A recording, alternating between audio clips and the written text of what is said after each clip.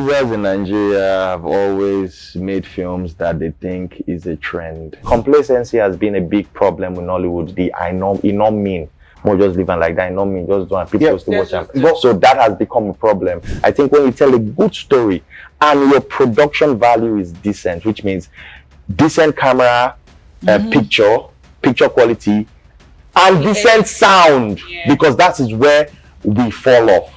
Our sound is always bad. Guys, how na day now? Waiting this up. At this point, welcome to another episode of Paul's Hot Takes. Let's go. You know I have my crazy buddies with me. Sarah over there, my prim and proper lady. And the guy over there that never minds his business, but crazy, D1. I don't like this thing you say. You always do. Which of you never mind his business? I beg, But let's you wanna continue. You will Okay, we don't all mind our business on this podcast. Exactly. Good. Exactly. We like to put our nose in other people's business. That's why it's called Paul's Hot Takes. Because we're taking our takes and it's hot. Like that. Yeah. Good. So, because I don't know. But today we have a guest, right? And he goes, I would say he goes. His name is Franklyn Jituboh. He is a director and writer of the favorite movie that I'm sure a lot of you like, The Origin of Madame Coin. I had to say that coin because I was not a bother, but I heard the story. D1 experienced it too in school. He told me one time like this that Madame Coin was shaking his bulk like that. Sarah, I don't think Sarah, have you? Sarah didn't go to school. I didn't go to school. I didn't go to school. You didn't go to school? Yeah. Oh, I stopped in class 5. Yeah, Class 5. From 6. Jay, sorry, I'm sorry. Like they're usually crazy like this, right? But Let's give it up for our guest. And he's a very handsome man. Yeah. You didn't put that. You have what I don't know where that came from. I should have said that. Can we start again? God, Dude, No, I'm just saying. You're good looking. Let it come from me. So thank you very much. No, but there's nothing bad if a guy says you are good looking. I'm not in there. But in Nigeria nowadays, they read too many meaning to No. If a guy says you are good looking, it's never you are not bad. First of all, let me even ask. Can I ask the first question? Please ask him. Waiting carry you go, Madam Kweko, where everybody know. When we dey forget as we dey come up from school, as we come up from secondary school, waiting make you sit down and say, Madam Kweko, I need to write a full story About and then you spend so much money on the production, and it's on Netflix. Waiting make you carry that Madam Kweko story with the Odogbolu, all those guys too. Waiting make you carry a good Netflix. So first things first, right? Producers in Nigeria have always made films that they think is a trend. okay. Oh, so this guy makes a comedy, everybody likes it, so everybody's like, oh, that's what's selling now. Sure. So they want to make comedy. Somebody makes the prince and the slave girl, everybody likes it, people will make their own version of it. And if you want to do rom-com and all of that, you cannot do it better than Hollywood. Are you sure? We can do our Nigerian version. Mention one Nigerian version that is better than your Hollywood rom-com. Achalugo. What's the name of this first, what's it called? Ebony Life film, Wedding Party. That's a rom-com. Our authentic story, and it's solid. Well, you have a point. Yeah, But it just depends on how you tell it. You can't tell it So like for that. me, yes. So it's always been the same thing with some of our contents. Boy meets girl, they fall in love, they fight, they break up, and then Boys they from a live- rich family. They live happily ever after in Lekki, driving a Camry. So I wanted to tell Sorry. I wanted to tell our own stories, what we can relate to, what for some reason is what we call an urban legend or a myth True. in Nigeria. And it's not just Nigeria, because the whole of West Africa and some parts of East Africa, they know the story. They have their own versions of Madame Kweko. Some call it Madame Mokwe, some say this. And I was amazed that so many people knew the story and claimed they had experienced it in their secondary school days. So I wanted to tell our stories in a format that is acceptable globally. So you see how Korea, Bollywood, China tell their own stories in their own way. and we embrace it. Look at Z-World, look at Cape drama and all of that. Or K-drama. So I wanted to tell our own stories that we can relate to, that people can say, oh, I remember this time, or come up with their own versions of. So that was what inspired me writing Madam Koiko and making it into a film. I think that's one of my favorite Nollywood films ever. Very great. Especially because it went beyond just the Madam Koiko. It highlighted other things in school, like the bullying, the sexual assaults, everything. Solid. Really? 100%. That was the idea. It wasn't just about, a lady with one heel scaring people. It was about why. That's why it's called The Origin, because it's how did this lady come? Because before I wrote the story or even went into production, I had to do like a research. Okay, what is the story, the actual story of Madam Koiko? But nobody had a clear story.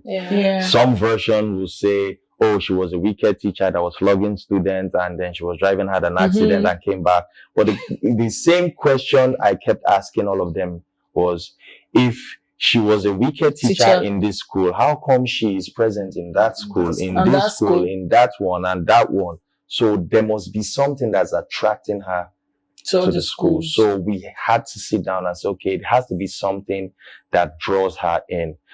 And I had to build a team that's common around boarding school, which is bullying, sexual harassment, assault, rape, and molestation, which most times don't get addressed.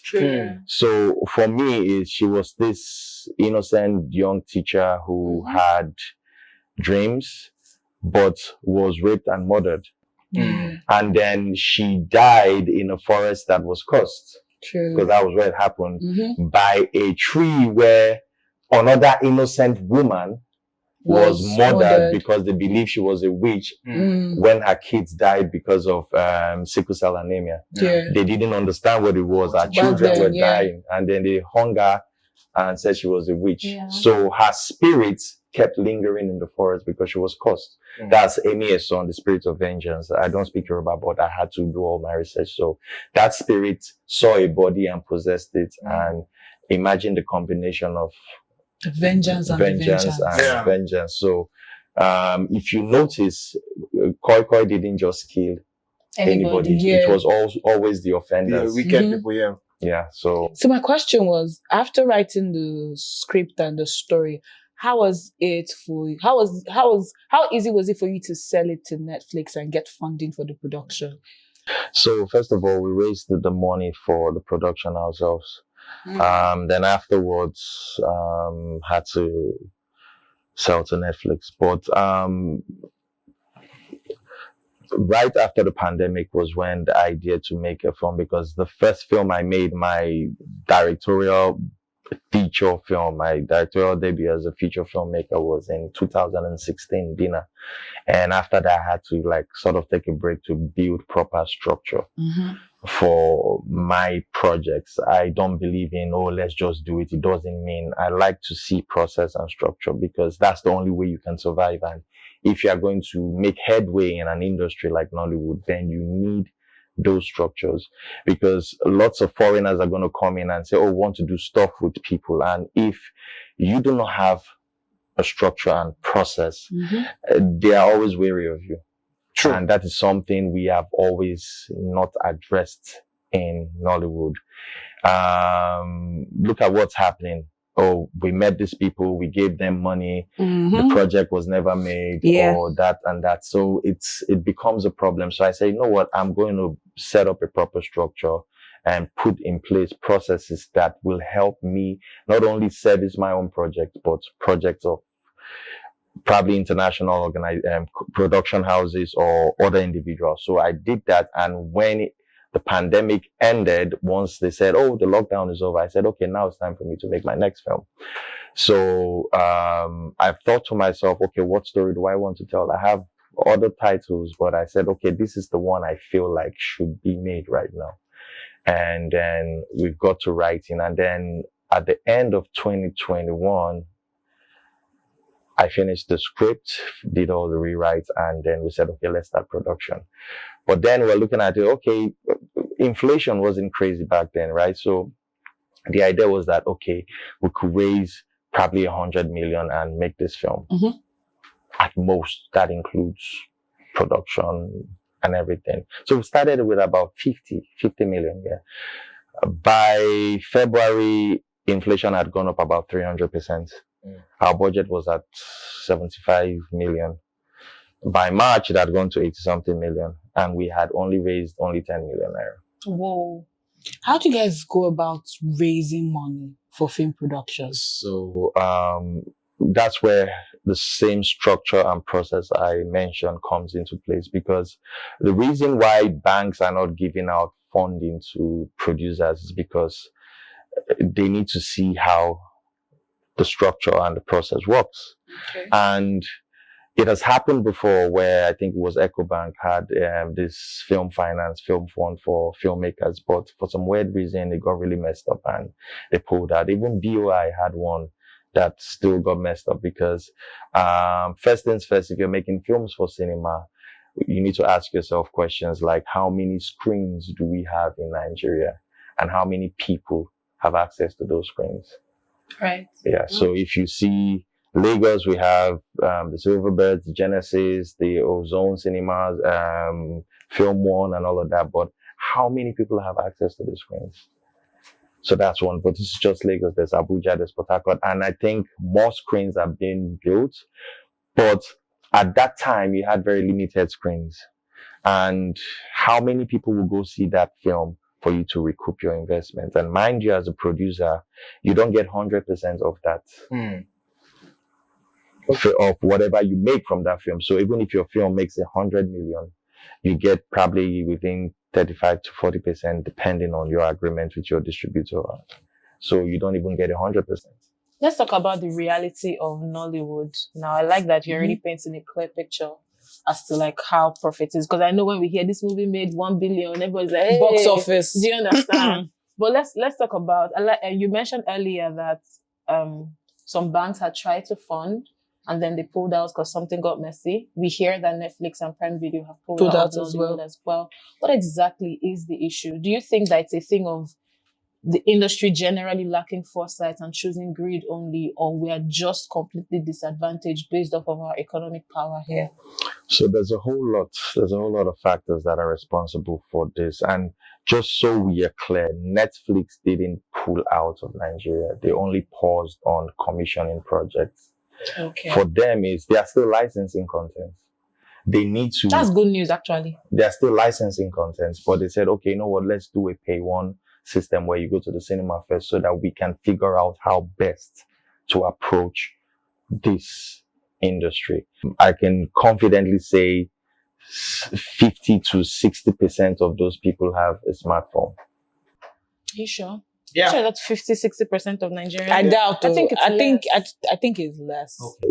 Let's say No, but last statistics was saying about 55% have a smartphone. have access to smartphone. Yeah. And So okay, having access to let's smartphone even put doesn't it at mean data as well. 20%, right? Have smartphones. So that'll probably be about 20 million people, right? Sorry, 40 million people. Now, data is relatively cheap. Well, in recent times, it's not that cheap. Even back then, it was not relatively If you want to cheap. browse on Facebook, browse. It's very, very affordable. Yeah, but here's the thing: the telcos You had watch movies on Facebook. packaged bundles for YouTube, for this, for Facebook, that, no. Facebook, and all of that. So people have access to data. I mean, let's be sincere. People have access to data. But here's the thing: of those 200 million people in Nigeria, Netflix could only brag of less than 200,000 subscribers to the Netflix platform. Is that bad? I mean, I thought it was bad, but I didn't think it was that bad. Well, yeah, And you know how you have a Netflix account, you share his password, you share password. I was going to get to that. So, and in that 200,000 or less subscribers, they had a big problem, password sharing. So there was password sharing, and that was really, really bad. It's their selling point now. Don't blame it on us. No, it's not like it's their selling point, but I mean, they're putting checks. They're putting checks to make sure they cover all of that. But that is one factor. So, and what is causing that? So, I think if I put things in perspective and try to analyze what the situation is, I've come to realize that the average Nigerian has a spend limit when it comes to entertainment. Yes. Before, it used to be, oh, I need to buy myself a Coke today. So they have a budget for their soft drink. But now that Coke has turned into data.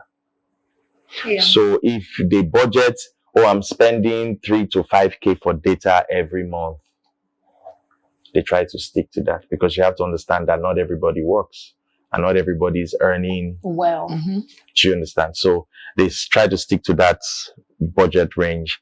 Now, data is one, and then they have other forms of entertainment they have to pay for, which includes their DSTV, GoTV, or Star Times.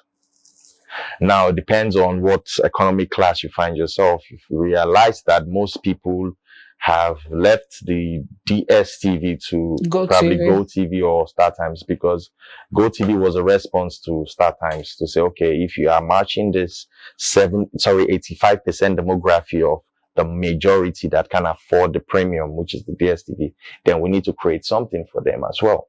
So there's that. So they have to pay for their DSTV. The subscription. But thank God for YouTube and all these other streaming platforms. I think the cable systems are now struggling because they have less subscription now, because people easily have access to YouTube, so they can watch more content on YouTube. Even for football, people have. I love the fact that we're going to YouTube now. So there's a thing that happens. You get one question. Okay, ask. I've not finised that. I've not answered her question, because she said, what is the reason for all this shift, and why are these platforms pulling back? So when you look at it, piracy is one of the biggest problems. I'll give you an example. Are you still battling piracy? Yep, it's one of the biggest problems. One of the downloaded Madam Koi Koi from Net Niger. So I will tell you for free. How do they get Madam on that? Koi Koi released on the 31st of October, which was Halloween's Day, right?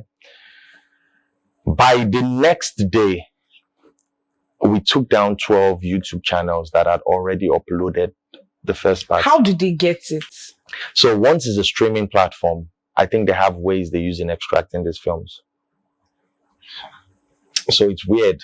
But we took down 12 channels. By the next week, when the part 2 dropped, we were taking channels down that had part 1 and part 2. Someone even had the guts to email us to say, why would we take down that? They are not using it for monetary purposes, for their personal. I'm like, why would you take my film and put it on your channel for public viewing and say it's for your personal consumption? Or go walk where you are. I want to run away. As in, he was lucky I didn't respond to him, because I would have I would have found him and arrested him. Yeah. So my point is, there's that, and that's just one platform. That's YouTube. There's Niger Rock, there's this, and then there's Telegram, where people just create channels to just share links to people's work. So when I meet people and they say, oh, I saw your film, and I'm like, where did you watch it? I'm like, oh, I downloaded it on Telegram. And I'm like, oh, fucking hell. Pardon my French. But here's what happens. Netflix has a sort of back end where they see the number of people who has viewed, who has watched, and how many times he has been screened or seen. And these numbers don't count on their platform. True. Because if 20 million people have seen Madam Koi Koi, maybe only 200,000 registered on Netflix. And that's what matters to them. And that's what matters to them. So they're looking at it, we're spending all this money and we are not getting the views and the subscription. So every show that's on Netflix has been pirated. So that is one of the reasons they had to step back and say, hey, for Prime was a different ball game. It was totally different, because Prime globally don't have, I think they only recently just started making some or licensing some great shows, but compared to Netflix, no disrespect to the brand. Yeah, totally agree with you on that as well. Netflix had more content, more titles dropping on a weekly basis, and that excited I mean, they had viewers, the yeah. luxury of time because You it came out understand? fast. And then Prime, literally, they had only 2 or 3 originals from Nigeria, less than 4. I thought they signed a deal with a production company. I mean, Financial Prime. studio. Yeah, so they had, I mean, it wasn't like originals, they were like exclusive viewings. Most of them had to go to cinemas even. So that was it. Like, so, people had to, it boils down to the same thing I said about, entertainment budget. So while you are paying for Netflix, you're now thinking, should I pay for Prime? Should I pay for Showmax? What about DSTV? That's outside my data. There's still Spotify and Apple Music. Yeah, so all of that added to why most people rather just find an easy way. Okay, I'm paying for data, but I'm not paying for subscription. So that's sort of forced. So this thing now that you're saying, when we put it into the perspective of the Nigerian reality, even paying for the cinema, like going to watch a movie at the cinema, is so freaking expensive. To see a film now is nothing less than 7,000. And it doesn't come with popcorn anymore. Before, if you buy ticket 2K 15, you get popcorn. So with they still do students Wednesday. They used to when was the last time you were a student?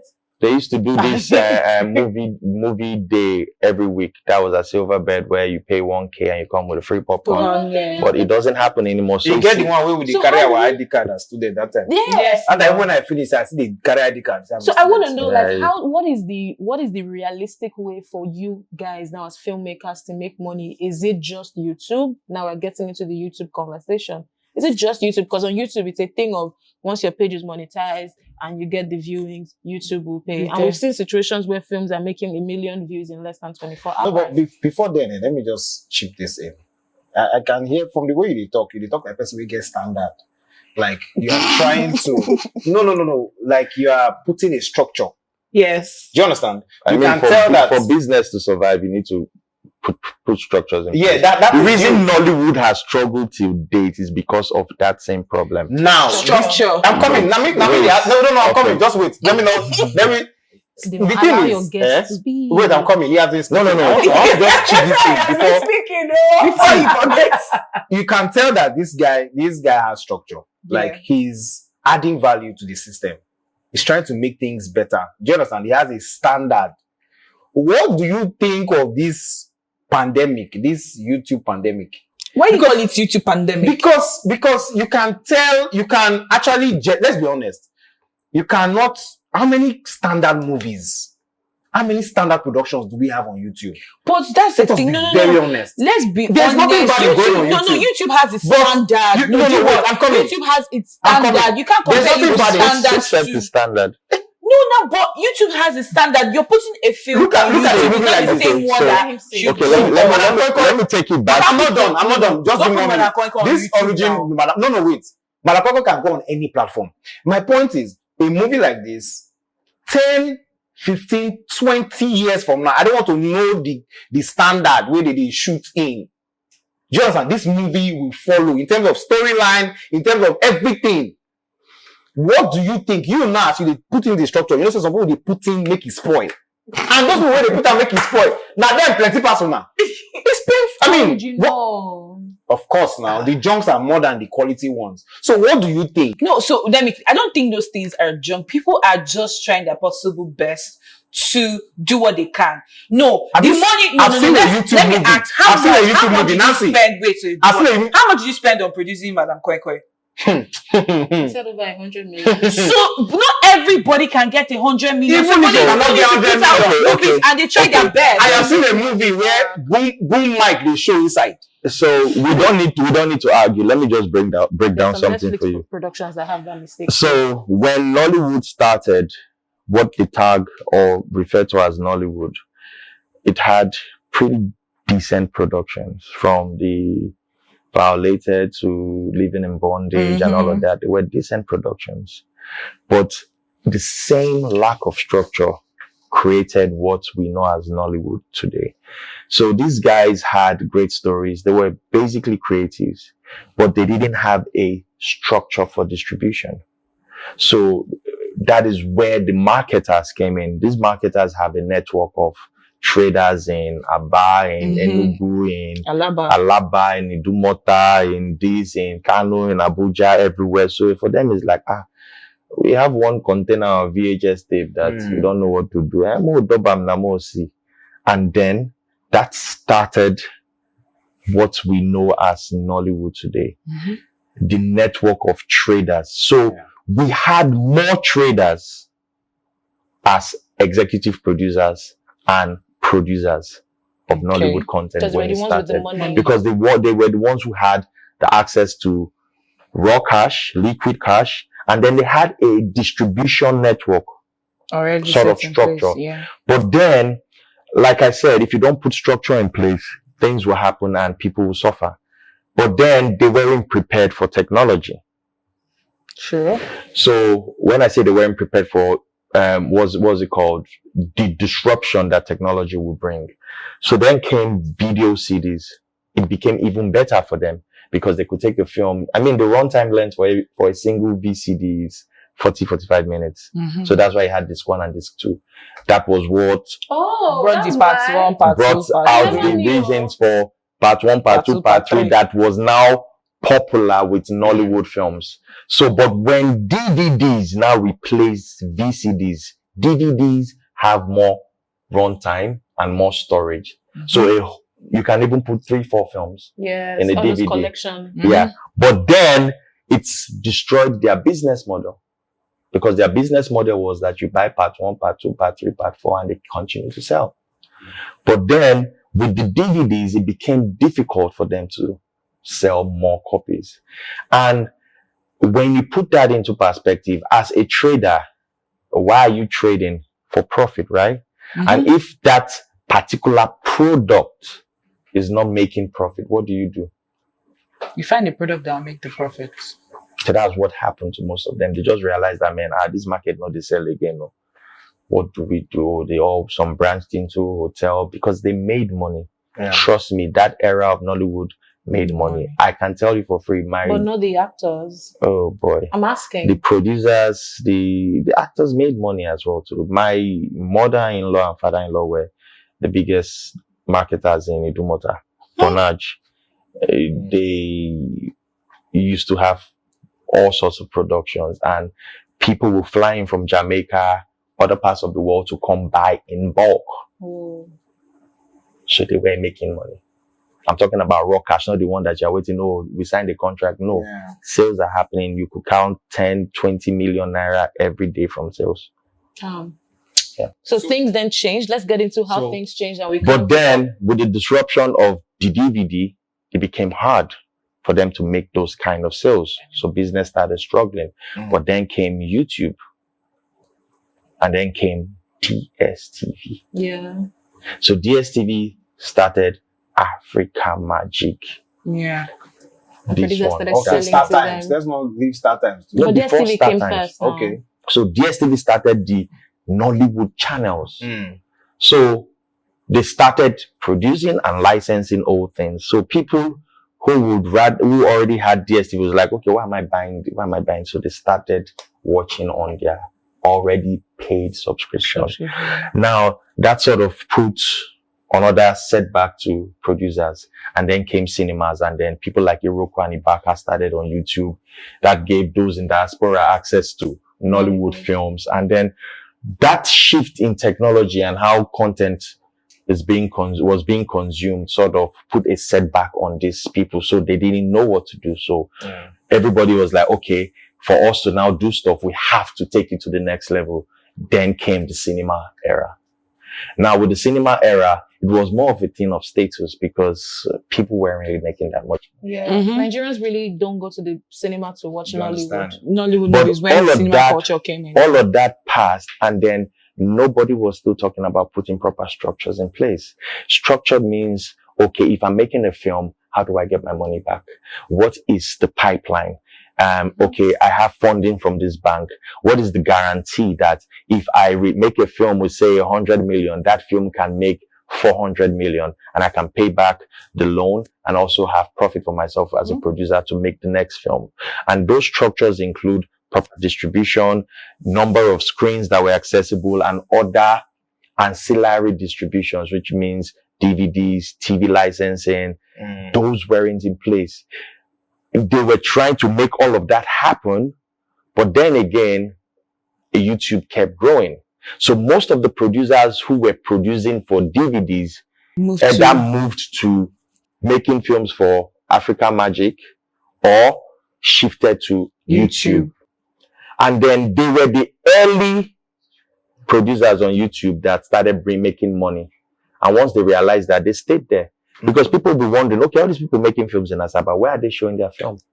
But they started building on YouTube and they started making money. And they are big now. Okay, so now that you've, like, honestly, I feel like you just took us back in time to how Nollywood actually started, marketing and all. Looking at how distribution and marketing happened there, what will you say about movie producers, directors like, you Sorry know, to cut you, but I think that of everything that he said, long and short, is that Nollywood has still not figured out a way to actually make money with their films. Yeah, I get what you mean with that. What will you say? Some people have figured out a way. I mean, those who have stayed on the YouTube space for a long time. They're making their money. They're making money. Do you have a problem with the fact that there is a lot of substandard on YouTube? Like, so here's the thing. Someone said that's the YouTube standard. Who set the standard? For me is, you go on YouTube, you see some films that are actually well made. Yeah. On YouTube. I have never so seen I think a well-made film on YouTube. I think is a you're using thing the of eye. choice. You're using it. just Nollywood. I think it's a thing of talking of choice. Nollywood, Yeah, I mean, there's some producers like Omoni Oboli and Yes, I Bolaji love Ogumola. Omoni. She's doing quality. I love Ruth Kadiri also. Yeah, I mean, Ruth Kadiri. I know Bolaji Ogumola and Omoni. At least I've seen some of their projects.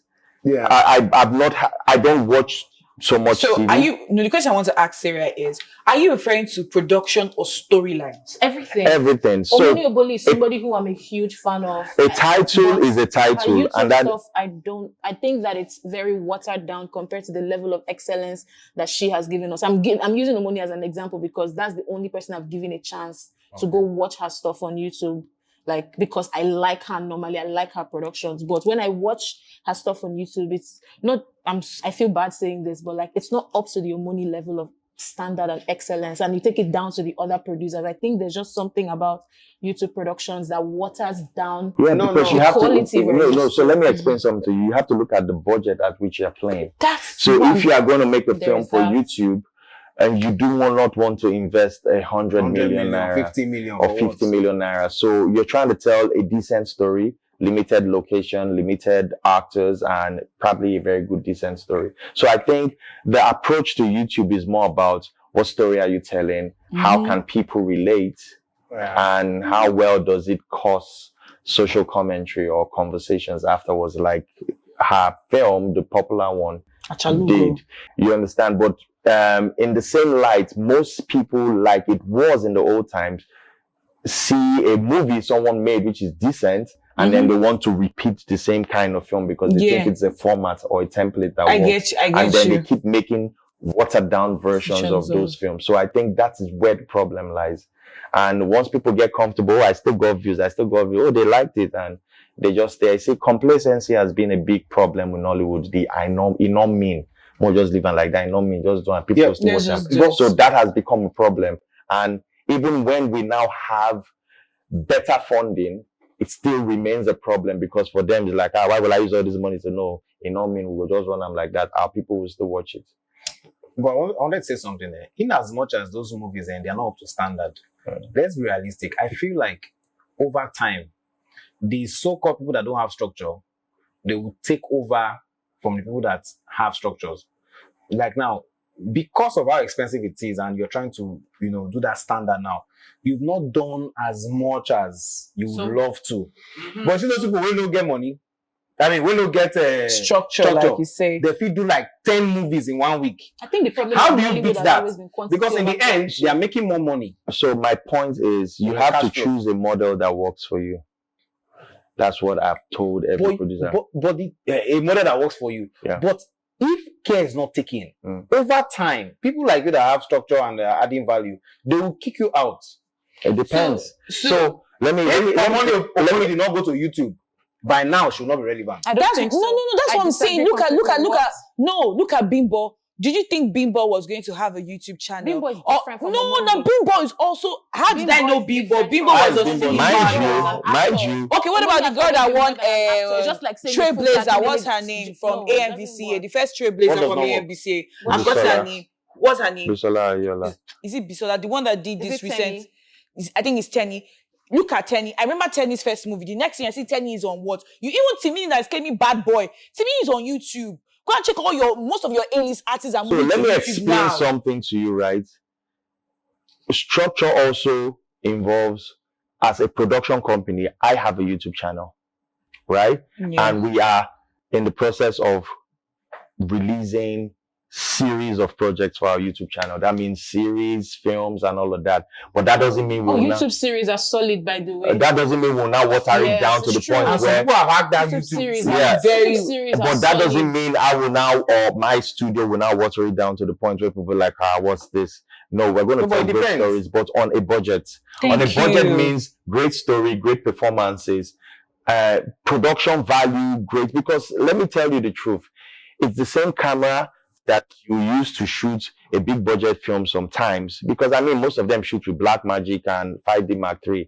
They are still great cameras because they still have great quality. But I think it's not about just what camera, which even you see with the big projects, some of them should be Arri Alexas, but the film still looks like shit.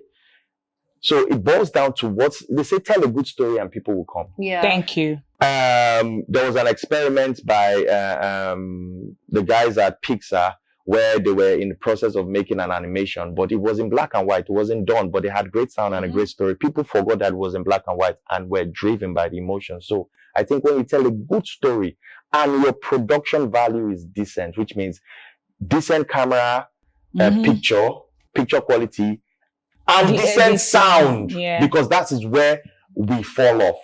Our Now, that sound is sounds always deep. bad. All right, so let's talk about this whole trend now that is happening, that you see even older people like RMD now dancing to promote their movies. What do you think about the dancing to promote your movie culture? What's your take on it? Man, that's a tough question to answer because at the end of the day, they say you have to sell your market, right? Yeah. So whatever you have to do to sell that market, you have to do it.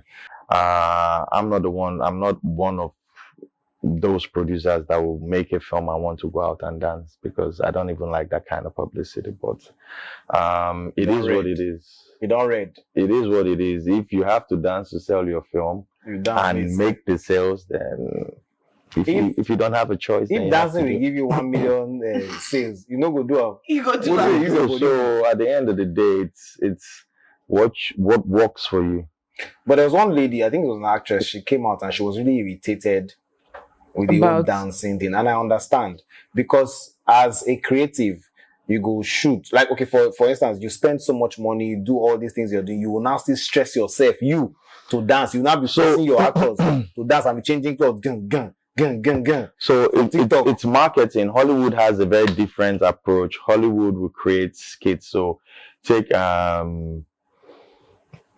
Deadpool, for example. You see what Ryan Reynolds did with Hugh Jackman. Yeah. The kind of skits they made, but basically just creating content and getting people excited about seeing Yeah. the So film. it's their own. So it's their approach, but I think for our people here, probably this is what appeals to our audience. It looks Okay, like so now we're talking about the approach, right? And I see that it can even relate it to all your series that you have seen, like series like Bridgerton.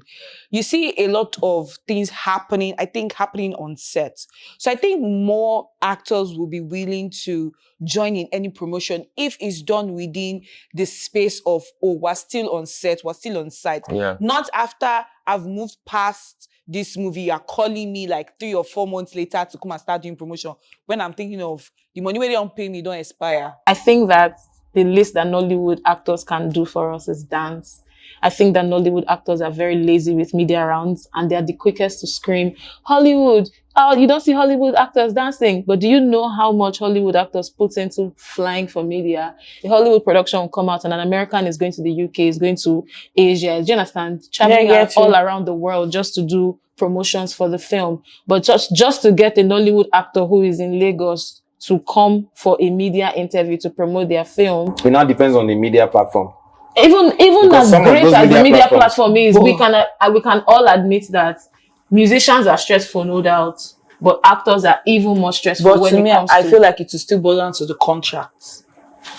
And I Contracts think and that how in the that team, contract, yeah, in contracts. that contract, it should be So- stated there clearly so that they should come out contract for is media one, rounds. because contract is very important. If you have it in your contract that, oh, this includes XYZ, Yeah. you have to make this But then why are they amount of always rounds. still But- complaining? But I feel like But it's, how many people put it in? No, how many people put it in the contract? that's that's I the think they don't question. put that thing in the contract because So if they it has do, to be in the contract, one, and secondly, it has to be worth their while in terms of pay. Thank you. Because they'll tell you that, oh, if I'm doing XYZ, Bam. that means this pay is going to be XYZ. And then Exactly. also all a money this problem. boils down to the agreement, the kind of agreement you have. So you see, at the end of the day, the producer is asking the actor, please just come and help me do this. Help me, I'll just pay for your. And that's why they are dancing. It's the cheapest option for them, and we should stop making noise about it. Dance. I'm not complaining about watching people dance. So people are created through TikTok. So they are jumping on that trend. They are Yeah. riding on the waves of that trend to use. actually, I think the founder of this dancing thing is Funke Akindele, and everybody sees how her marketing thing stuff, and they're just trying to copy her. Yeah, I mean, you cannot catch up with her when it comes to that, because she's always been doing this with her content. Very Even- aggressive. Yes. even before the dance trend started, Yeah. she has always been doing it. So yeah, Yeah. You have to give it to her. But hey, it is what it is. Another thing I want to ask is, most of the legends, I mean, see some people, after some time, money not too day. They call their legend. Yeah, apart from calling them legend, they fall sick, then, they find it difficult to pay bills. So, you go hear some kind of money.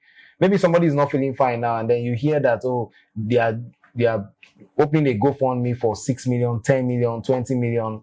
And you begin to ask yourself, this person dedicated 40 years, over 30 years of To- his or her life acting, what is the cost? Is it that they don't pay them very well, or now the people now they spend anyhow, or it comes back to this structure, or what Okay, so exactly can is we, it? the question is, do you think Nollywood actors are being paid enough to live the celebrity lifestyle? No, that's not my own question. My own question is wetin make legend that has spent 30, 40 years in a business, So wetin make that person, the person know they feel fine, the person can't beg, or So- they I owe mean, money. person know they good with their finance now. So there are so many things. One is the foundation, which is still structure. If the industry was, I mean, it's not just Nollywood alone. Even in Hollywood, you have actors who have gone bankrupt. You have actors, and it depends. How often do you get gigs? I mean, we have people that have done over. I don't want to start Let mentioning. me give you an instance. In 2015-16, I was with a company called Afrinoli back then. So think Netflix, but Nigeria on. And we're trying to launch. So we're trying to get Nollywood films on the platform. And then we realized that some producers had over 200 titles, but they didn't even have 20,000 naira in their account. Yeah, Over 200 titles. yeah, And they had done. produced. Yeah. Oh, okay. And they own 200 movies. Let me call it movies.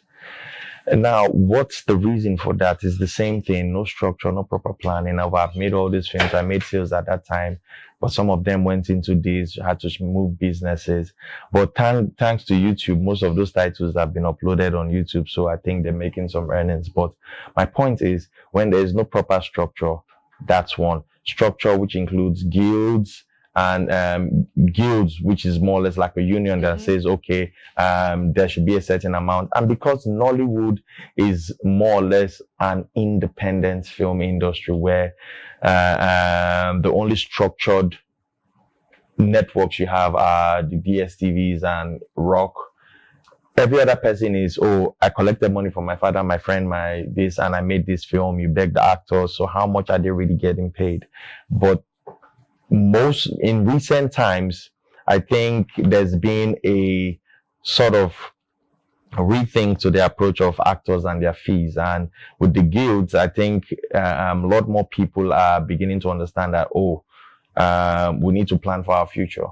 So if you are reckless with whatever money you make, that's on you. But then there should be some form of what's it called, pension, some form of insurance and blah blah blah that should be in place as you get older and you retire. And then again, if you look at most of the people in your wards, legends that have fallen sick and they had to sort of raise money, they were at the time where it was even worse, when there were no structures at all. The marketers didn't care. It was all about their own pay. Actors, charge me whatever you want, do whatever you need to do with your money, and that's on you. Some even they do party, say, no, my guy. Just help me out.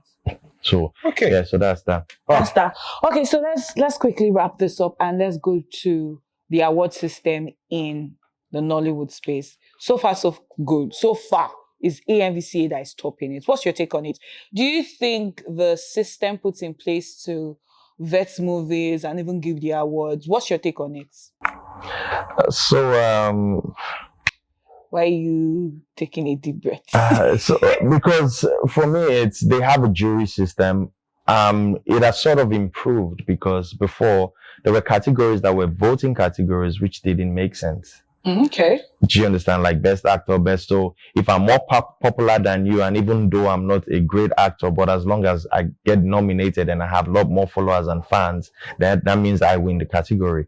But all of that has changed in this last. But hold on. For actors, right? I feel the reason why you have more followers is because you're doing a great job and people like you, and that's why they follow you. Not necessary. D1 has lots of followers. Is he doing a but great he's job? That's a very good example. That's a very, very good one. I'll give you another so example. you're not a good comedian. I mean, according to him, yes, and it's correct. I'm just. No. I'm giving it serious. Man, And I believe you, and people watching will believe this. So, take for example, there are people who are just famous or have followers because they just come on screen on the internet to shake bum bum, right? But they are not actors. Some of them have transitioned into acting. I'm talking about core actors. I'm not talking about some types of. Let me explain something to you, right? With the Oscars and every other award, when it comes to best actor, best supporting actor, best writer, it has to be a jury decision, not the audience decision. So where the audience the jury has to look. They have to look and say, okay, in terms of interpretation, in terms of performance, in terms of believability, film is supposed to suspend your disbelief, right? And if it doesn't do that, but because people like the actor, it might not be the actor's fault. Okay, I'll give you an example. I was nominated in the AMVCA sometime in 2019 for the best online content, The Housewife. But someone else won because it was a voting category. I think that was one of the editions where Osasi Godaro won. No disrespect to her craft, but people were like, why? When you had this, when you had that. But I mean, it boils down to people like Osas. But this other actor might have had a better performance that particular movie and must have given some of the best emotions and all of that.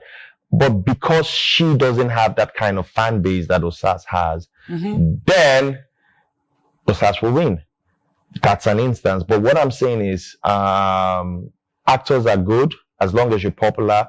That means people like you and they like your craft enough to want to follow to see what you are doing. But then again, I think it is right for the jury to make a decision based off certain criteria: interpretation, believability, emotion, dialogue, and how you interpret. So from what you're saying, I feel right now, the audience have no say in this at all.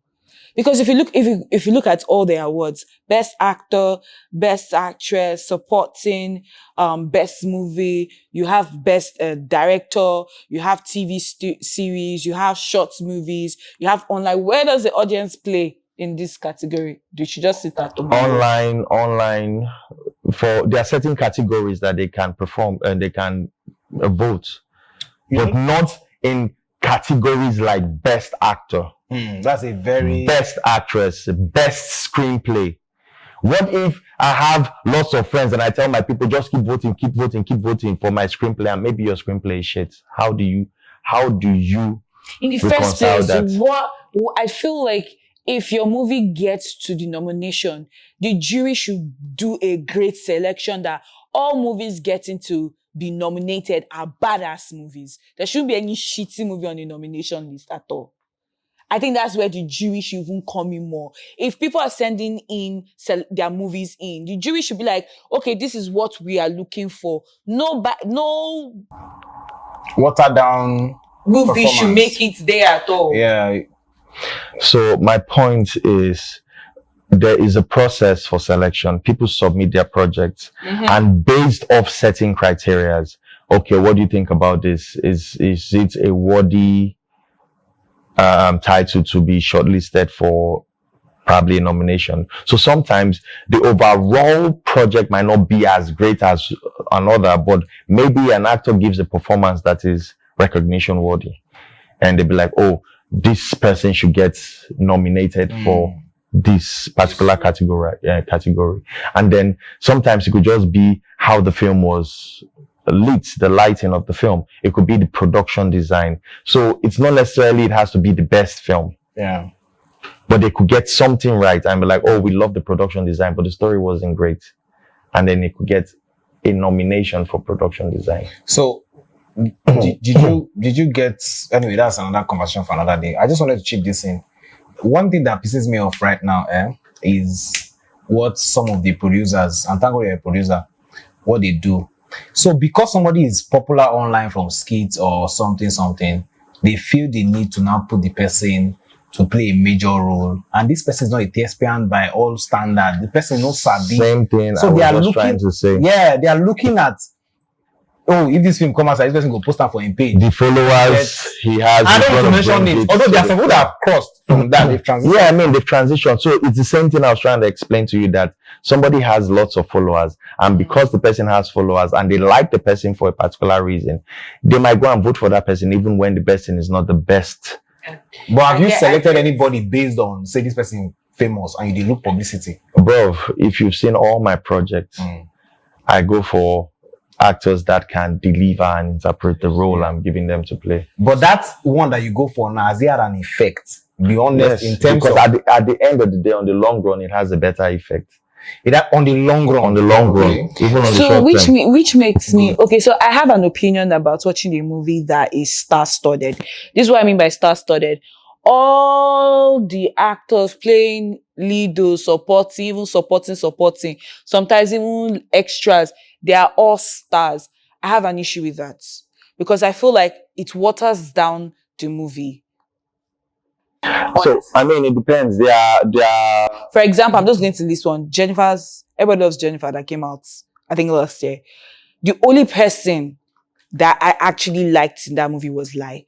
I felt like it was too star-studded.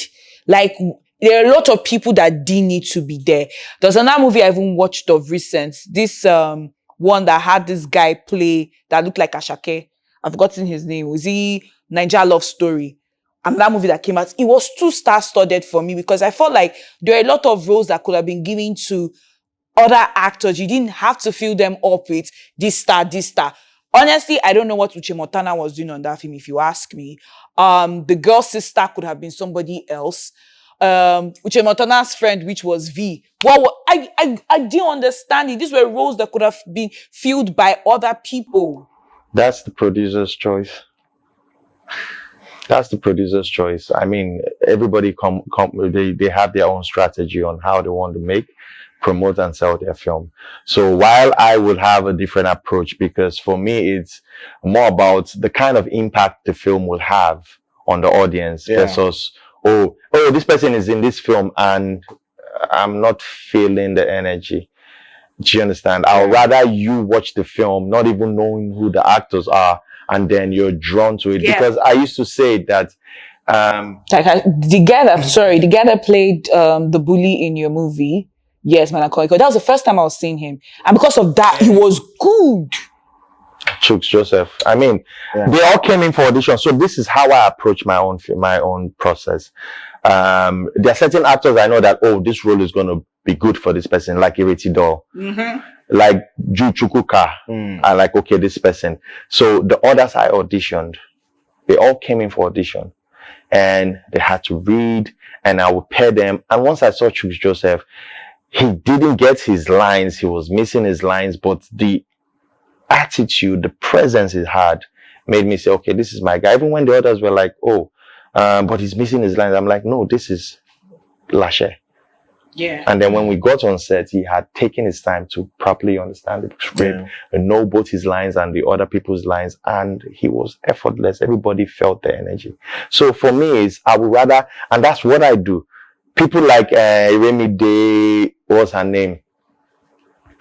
Mata Inome, all the students, and most of them had not gotten the kind of stardom that this project and projects like Wura and the others brought to them. But based off that film, they have been able to get a lot more exposure and opportunities. Yeah. Do you have any knowledge of any knowledge of? Do you have any canal? Do you have any canal? Do you have any kind of knowledge of adult movies in you know? Is it a thriving business? Is it what people, because not everybody can do? I don't know. I've never thought about adult movies. Have you heard of people making adult movies in Nigeria? I've never thought or heard about anything like that. Nobody don't hear D1. Where you hear you from? No, there might be people making. I know that there will be people making, but yeah, and I heard it's a big deal. Like it's, you know, I mean, I'm focused 100 on million a month, commercial revenue, films, all that stuff. But I mean, I just wanted to chip in if you have any knowledge. All right, thank you so much for watching this interesting episode of Pulse Hot Tech. Guys, we'll see you on the next episode. It's going to be hotter. Don't worry. The buzz goes. I learned a lot. And I learned a lot. Yeah. Thank you, Jay. Yeah. I learned a lot. Thank you for educating D1 because he didn't know much about this Nollywood. And we can't wait to see your next production. thank you very much. Thank you.